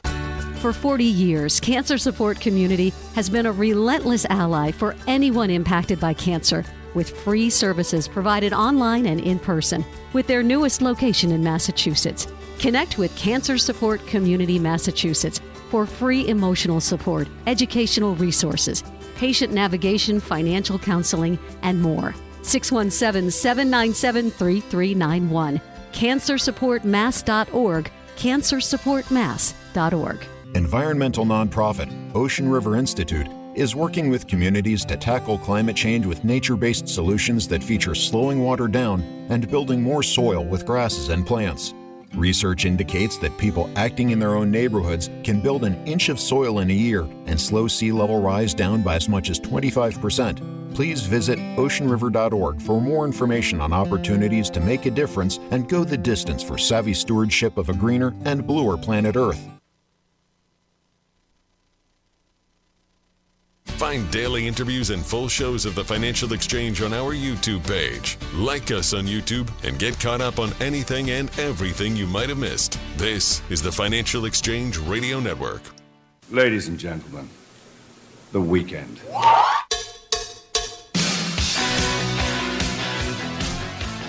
And we're joined now by Paul LaMonica. Paul is senior market analyst and writer, or market analyst writer. Sorry, Paul, it's a bit of a mouthful. At Barron's. Welcome back to the Financial Exchange, Paul. How you doing? Thank you so much. I'm good. Thank you. So what are market participants overlooking when it comes to Keurig Dr. Pepper? Yeah, it's an interesting story here. Obviously, Keurig Dr. Pepper is, much smaller than rivals Coca Cola and Pepsi, But their soft drink and what they call refreshment beverage unit is doing reasonably well in this economic environment.